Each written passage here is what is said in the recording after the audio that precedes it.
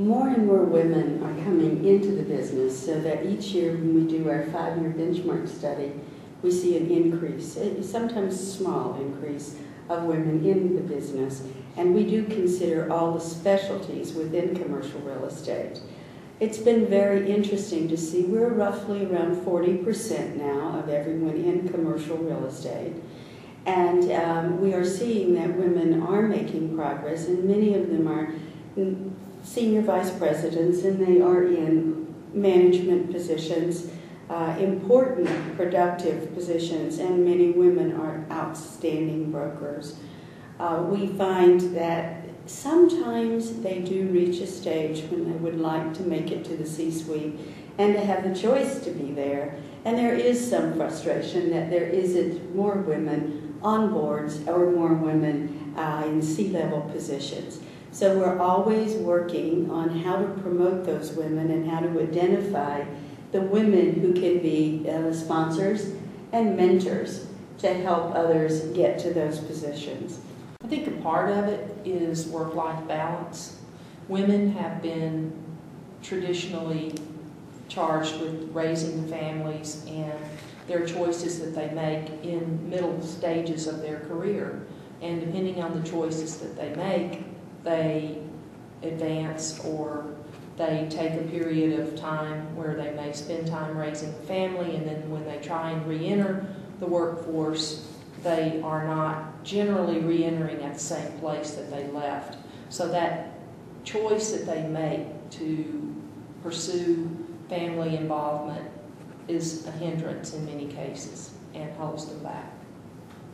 I think there is also a lot of research now that talks about the choices that you make in your 20s pretty much set your direction too for which way you go. Sure. And building a professional network is extremely important at an early age. So we are encouraging young women through our U-Crew program and through all of our mentoring programs that you start in your 20s building your network, and you start by directly reaching out to people who are in the C-suite and getting to know those people and understanding what do they do and is it something you'd like to do. And that encourages women as they go along so that each decision leads to another decision. And they're in a track then that leads them to those leadership roles. I think it's also important to know that you can't start doing high-quality networking with contacts in your 40s because it's a little late at that point. So we want our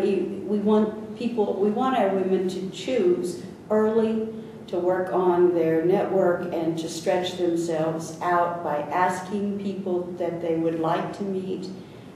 People love to help you. And sometimes all it takes is asking someone to give you information, so we do want to encourage women to do that more. And networking is about building relationships. And building relationships very on in your career is so helpful. And we've had some interesting discussions amongst our members about networking, building relationships, and then the end result is rainmaking and the impact that you don't become a rainmaker overnight. You have to become a good networker before you have the relationships to be a rainmaker.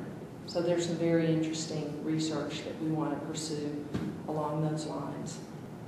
Well, our research benchmark study from 2005 showed a number of women, a percentage of women, of the survey respondents, a number of women in the C-suite. The subsequent research that was done in 2010 showed there was a greater increase of women entering the C-suite than men. And those percentages there were significant increases, but they're still far below the levels of men in the C-suites.